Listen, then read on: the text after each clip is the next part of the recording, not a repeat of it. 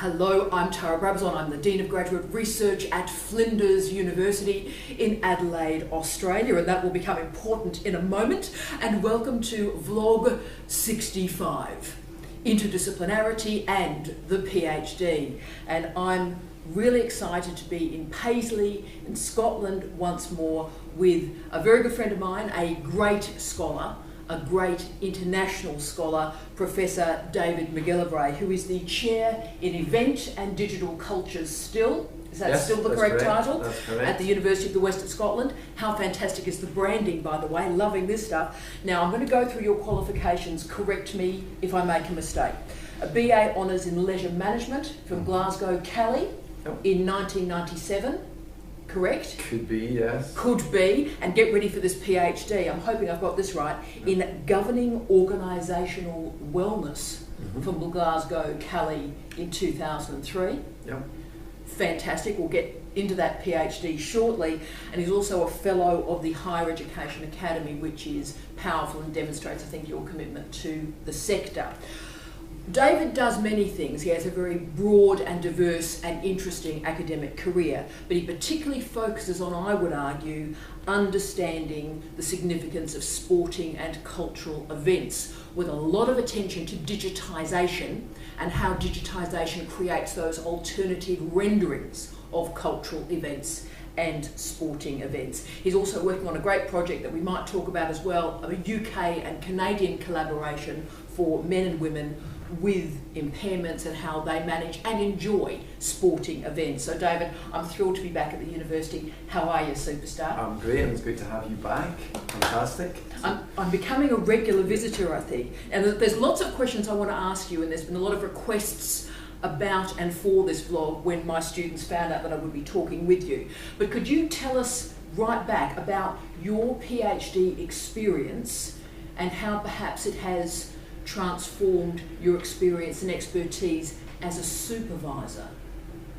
Yeah, I think the PhD experience I had was really interesting in the sense that it became extremely interdisciplinary. You said right at the beginning that I did a management program, which I did at the beginning, albeit it was a management program that, because of the colleagues who ran those programs, became much more about social theory and influenced by social scientific narratives about the space of leisure. So in some ways it was like a leisure studies program, which there were many of in the UK at that time, albeit that students were tend to be attracted to the more management aspect. So that's why the course in itself was broadly more leisure studies, whereas the award was a management award. So it was a number of the modules, if you like, within that program that really got me interested in A, doing a PhD, and B, doing one that broadly looked at much more theoretically informed perspectives around about this sort of leisure phenomenon that I was studying at the time. So when I started a PhD, again, it was more likely to be in the management terrain, but it emerged out of a kind of concern with workplace recreation programs. So that's what the initial interest in the PhD was, in terms of, industrialists used to provide lots of workplace recreation opportunities for their staff. As part of so in New Lanark here in Scotland, Robert Owen did that, Cadbury's and other organisations did that. So I approached it firstly, that was the topic that was advertised, and that's what I applied for. But as the PhD developed, and this is where I have the particular interest in interdisciplinary work, and actually the kind of strengths of it, but also the weaknesses for the student of being involved in that process. Because as it developed, it didn't at its origins have a kind of theoretical base that I could locate myself within. So when you're in that position as a PhD student, you progress on, you read lots of literature, there's lots of interesting work out there, you start to develop. But there was a period that I got through probably after about a year of my PhD where I was myself concerned that there wasn't a clear theoretical underpinning that I could attach to this work that was going to see me through it, because again, you're experiencing people who worked in very clear discipline areas, who would ask you at conferences, would ask you within the university, so what's your discipline? Where do you come from? What's the theoretical base for your work? And you're kind of going, yeah, that's a good point actually about how I would articulate that. I've been reading quite a lot of kind of work of Michel Foucault at that time, and for its areas or tangential areas to the PhD, and was becoming increasingly kind of interested in those lots of bodies of work around about kind of the leisure body, the working body, that I felt body. Was exactly that was relevant to what I was doing, but wasn't core to what I had been doing. Yes. And at that point, I began to have discussions with supervisors and say, well, perhaps really this is where I would like to take this work, to attach to the kind of Foucauldian framework around about this work, and to look at this kind of notions of governing and governmentality around about the body and organisations. So that, for me, gave me real clarity, but it was about something that could give me security as well. So being non-discipline specific, if you like, it can be really insecure, I think, for lots of students. So at one point you have this notion of kind of it being liberating, not to be attached to a particular discipline and to be constrained by the kind of boundaries of that discipline. Yeah. But other points you feel kind of slightly isolated and lost, perhaps, as if you're in between things. Now as an academic, I might see that as being a real advantage. But when you're a pretty early PhD student, you probably find that the questions at conferences, the discussions with others who are in disciplinarians, to be slightly concerning. So I guess and again I think it's important for PhD students here, as I became much more empowered as a PhD student to say, you know what, this is the direction I wish to take. And I need new supervisors or additional supervisors to help me in that process. So, PhD students out there watching this will be probably aware of situations where they feel anxious or uncertain about the direction of their work, and whether perhaps where they're being encouraged or directed towards is the right path for them. Yes. And so I feel now fortunate that I took that decision, and actually within our institution I had someone who was very well versed in Foucauldian theory, but especially around about the body and organisations, who came onto my team and really completely transformed the process for me, because it was then a debate that was absolutely theoretically informed, but it was still interdisciplinary, but I had a grounding and a security and something to sort of hold on to that actually then has led to being something very proactive for me in my academic career since. And I think the key advice is that you do, if you're in that space of doubt and you have some worries, then you do need to grasp that opportunity, because a PhD actually ultimately is defended on the basis of some of those theoretical debates that are underpinning for your work, that it's seen throughout the thesis, that it relates to methodology, that ontology and epistemology and methodology, and that they link together in some way, and you can defend that. And you can defend that as an approach, and at the initial stages of my PhD I wouldn't have been able to do that. I felt unprepared to be able to do that. And so actually out of fear came that driving force and motivation to say, right, I need to be immersed in the space here.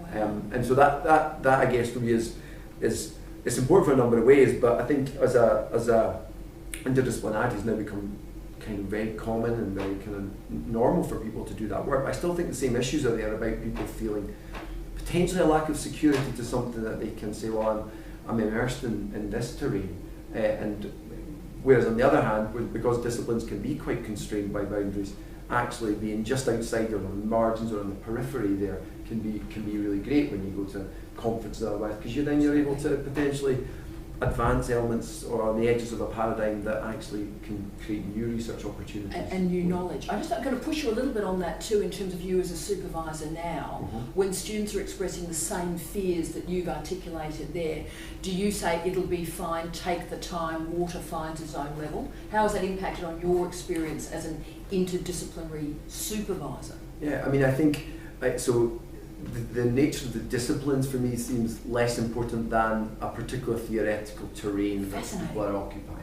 So I do say to my doctoral students that I think, and it's not necessarily just about saying I think you should occupy this terrain, but it is about in that early stage of saying, well, I think we need to explore a terrain that you can occupy, that you feel comfortable with, that gives you a body of work, a body of theory that you can explore, that you can critique and otherwise, but that is there for you to build your thesis around. Because I think for going forward in an academic career, I think it is really useful for you to be able to have expertise in a particular body of work, theory or otherwise, that then you're able to adapt to particular context, environments, and that's what I've done. So I've used the Foucauldian approach to a number of different areas. So there's some of that around about the body post-PhD, but then into the work that you've just talked about with events, where we're looking at kind of disciplinary spaces around about events, so the kind of live sites and events that we see commonly around the world now around about big events. So the kind of Munich fan parks, the fan miles in Berlin, these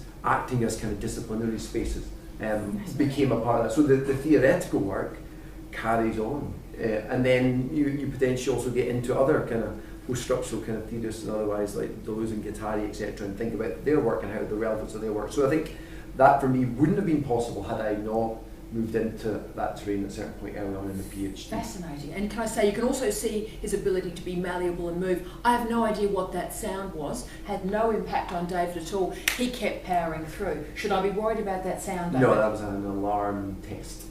Of course it was. How exciting. Didn't impact on you because you do interdisciplinary work. So let's get into this now. So interdisciplinarity is a radical and important topic in international higher education, but it is relatively difficult to manage in an REF, RAE, and also ERA environment in Australia. So how do you define interdisciplinarity now, and how do you believe it operates in our higher education landscape, David? Yeah, that's a very good question. Yeah, I mean, I think there are lots of different discussions at the moment about interdisciplinarity, multidisciplinarity. Trans. Some are about how universities operate and are thinking about a research excellence environment. So some of them are thought about quite instrumentally, I think. So, for example, working with another school in a university environment might be viewed as interdisciplinary on the basis of, depending on if that's a science school and I'm doing work in a media school, then we will both be able to count our articles and submit them to different units of assessment. And there's interdisciplinarity at work. Others might not see that as being sufficient enough to describe it as interdisciplinary. And I think so there it may be administrative as much as it is about a sociologist working with a particular scientist. Yeah.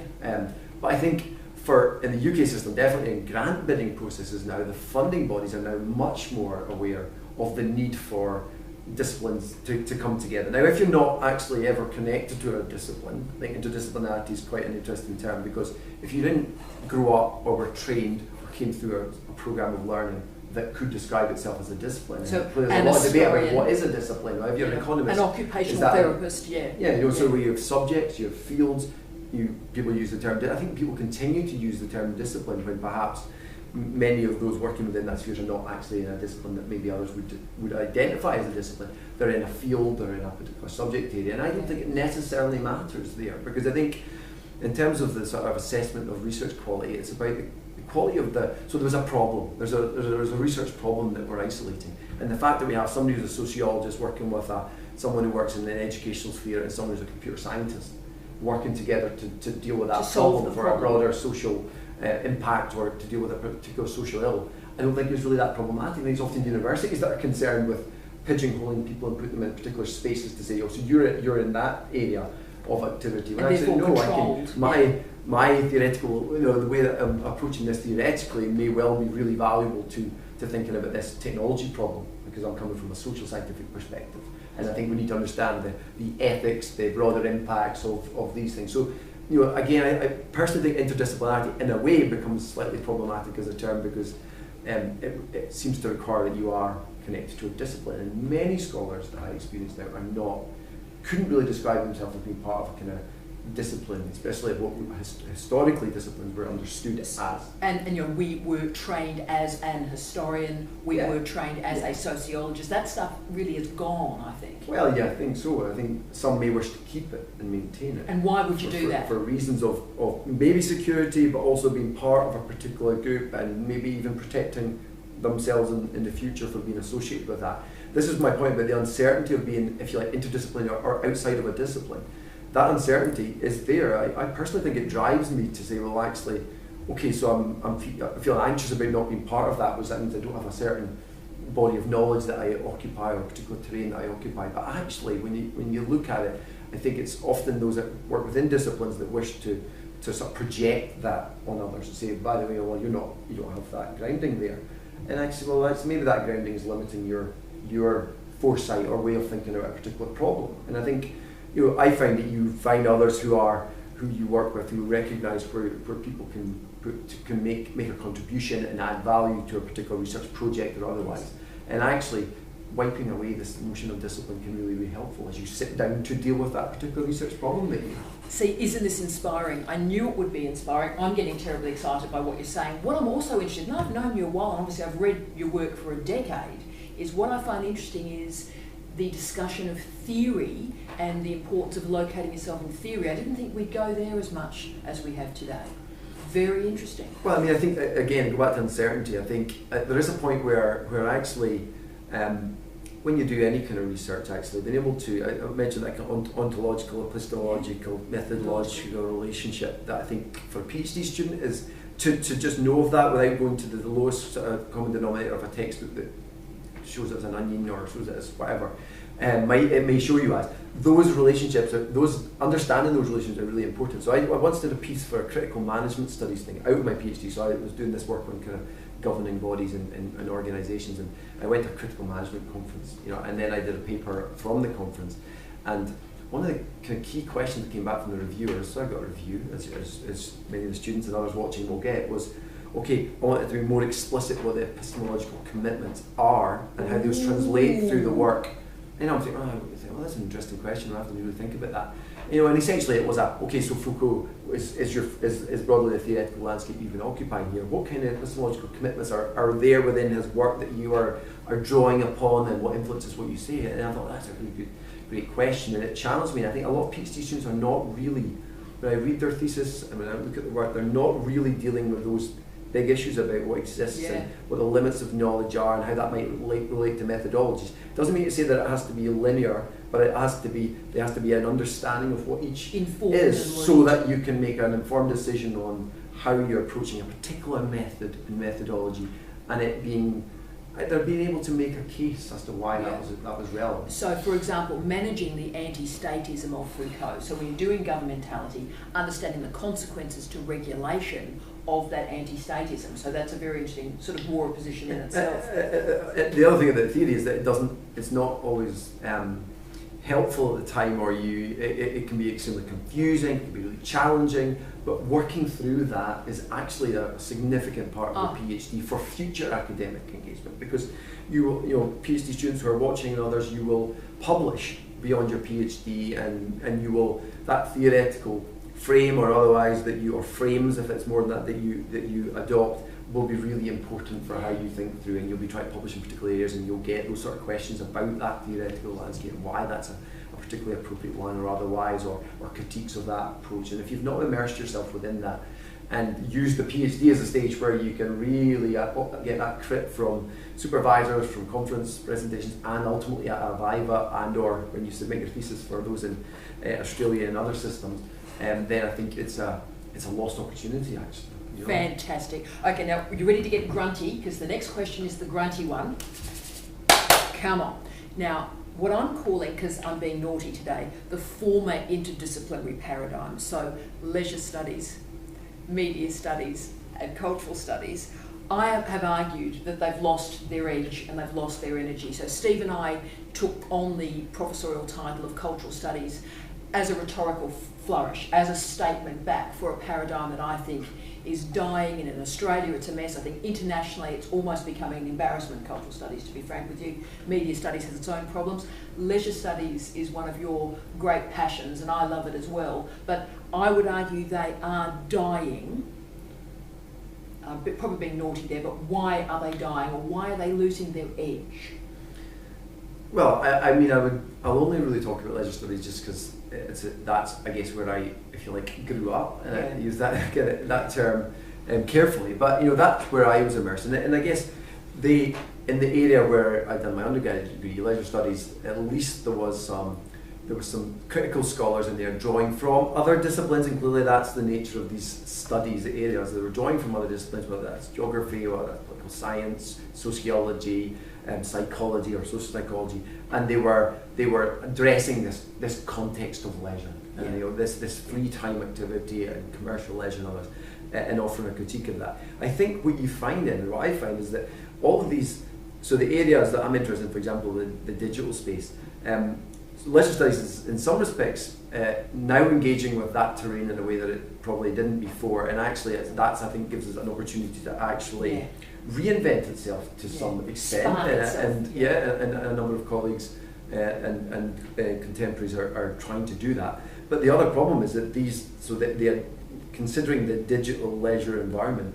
You have platform studies, you have algorithm studies, you have a variety of other discipline or fields that are addressing those issues. That means that it's not in any way just something about leisure studies that can be its terrain. So I think there's potentially a challenge there, just in terms of there's other groups and other sub-disciplines or fields that have emerged to address these problems. That means that leisure studies isn't really relevant, or particularly relevant. There isn't the same, people have affiliations to these other areas is for many maybe more appropriate than being associated with something like a leisure studies community. Yes. So it can be really quite amorphous, can't it? It can be hard to say, oh, is there something sufficiently coherent to it that mean you would affiliate? I think what render it meaningful. And what is the body of theory, that knowledge that leisure studies covers that other areas don't cover now? I think that's also another issue. But I still think that there are,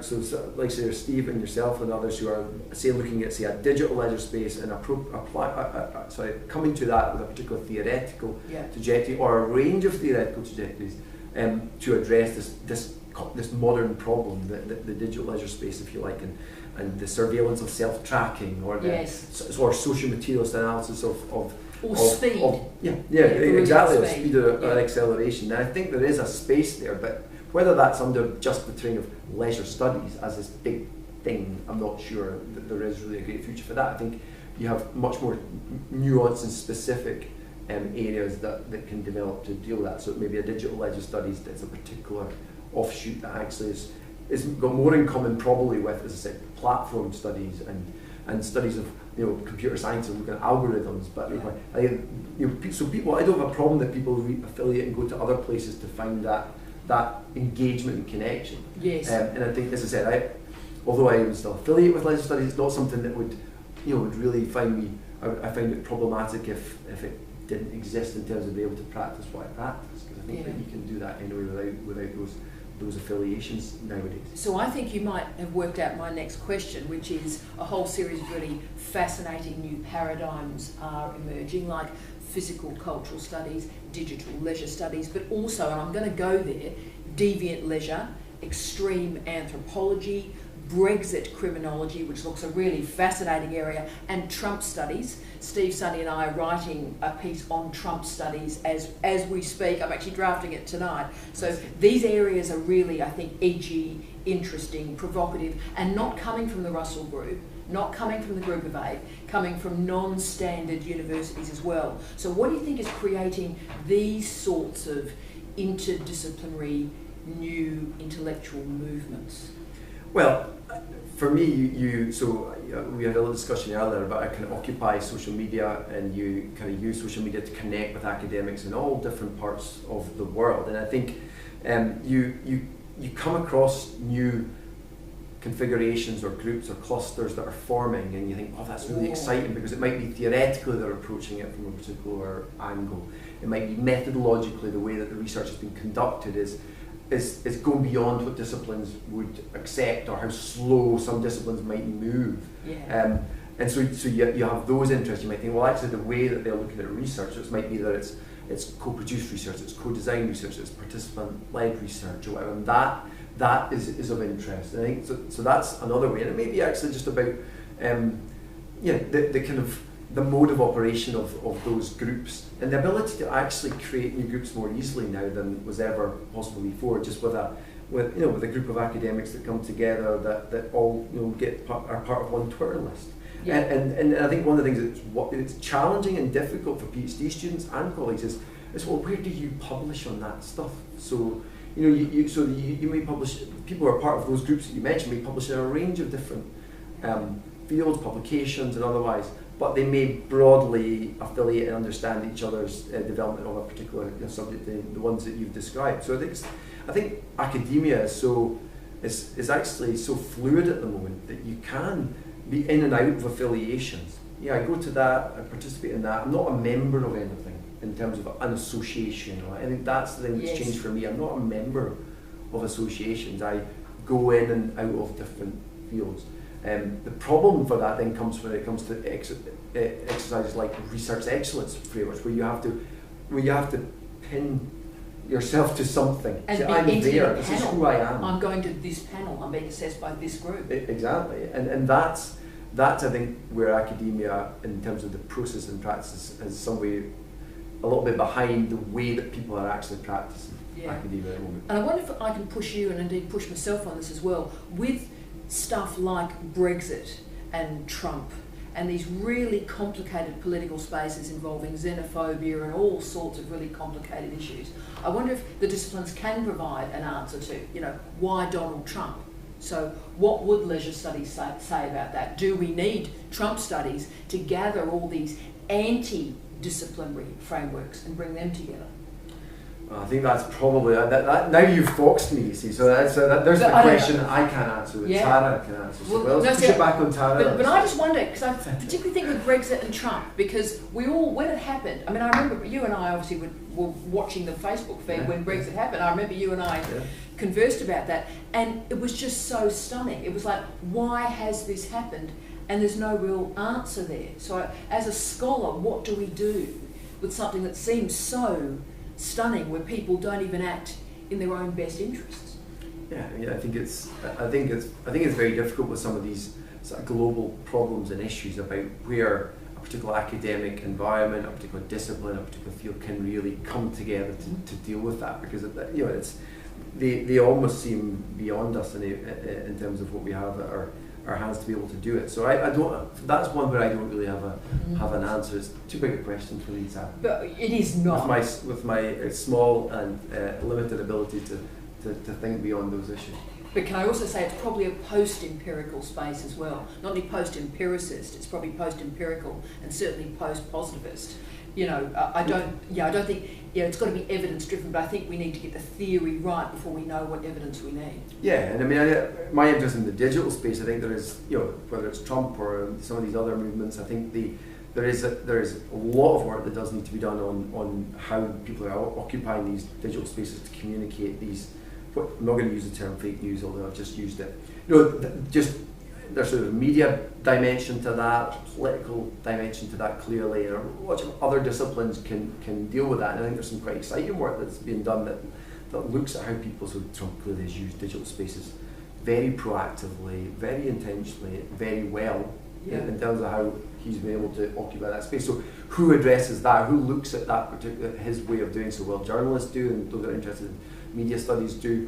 Those are interested in political science do, because they're interested in those kind of processes. So finding, we've got a number of PhD students, for example, that are looking at kind of digital activism in different parts of the world, where we have people who are interested in social media and digital media and some of the affordances of there, working with political scientists who are interested in democratic processes and deliberative democracy, and what role does the digital play within that. So these are the exciting opportunities for students and PhD students coming through to deal with some of these difficult problems. So I think that's one of the ways to pull together, and then back to interdisciplinarity in a sense, is that you can pull together interesting projects. One of the things that we find in our institution is that previously that was very difficult to do, because perhaps, again, disciplines would submit a PhD studentship opportunity and someone would apply and they're in a particular discipline.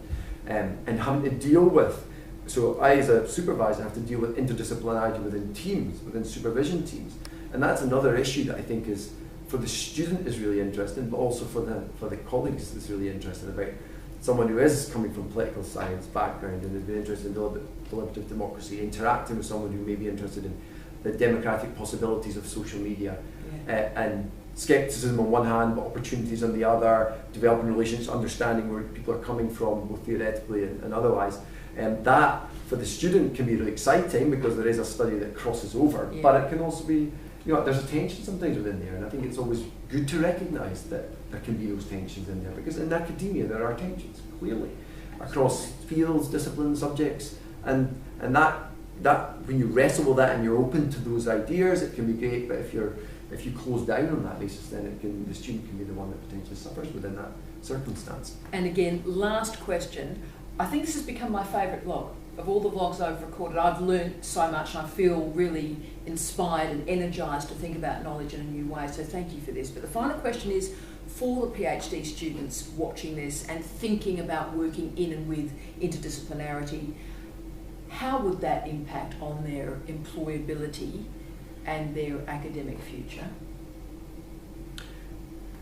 Right. Yeah. Well, I mean, I am, as I said maybe earlier, I think there's a lot of positive aspects to being interdisciplinary, or at least working interdisciplinary. I think there are also some weaknesses in being interdisciplinary, if you like, i.e. a student that has influences from a number of disciplines but can't locate themselves somewhere. Because I think so the first point is that being able to work across disciplines with other scholars is now very current in the UK system. I think overseas so that is worth a lot. So if you are able to do that and show evidence of that, then your job prospects and your employability. Also, I'm a computer scientist, and I am actually working with people who work in dementia studies yes, wonderful opportunities, but the key feature of those people is that they probably are still located at least discipline or field specific in terms of what they first bring to the job. Yeah. So I think there are still some challenges in getting employment when someone says, okay, so what's your background? Well, it's a bit of this, also a bit of that, and a bit of that. My PhD looked across those areas. Then it can be hard to locate yourself. So I think increasingly departments, schools, faculties will have a desire to have people who do that, but that doesn't always mean to say that they are just ready to appoint said person into that role. So I work in a school, Media Culture Society. I am probably Media Culture and Society. You are. Right, as a role. You are. But in my school and in the environment that we have people who are social scientists. I'm a psychologist, or I'm in the arts and humanities background, so there are maybe particular practitioners or arts practitioners or art lecturers. So the school is very interdisciplinary, but they are probably still very tied to certain disciplines. So I am able to kind of go across those areas, and that can be really advantageous at some points. But in others, sense of belonging is an important element for academics, I think. So sometimes you don't feel you absolutely belong in one place or the other. Yeah, and also I suppose don't universities hire too? They need somebody to teach these 3 courses. Yeah, so the secret to where job prospects may be are those departments, faculties, or schools, or whatever the administrative arrangement is, that have programs that are interdisciplinary.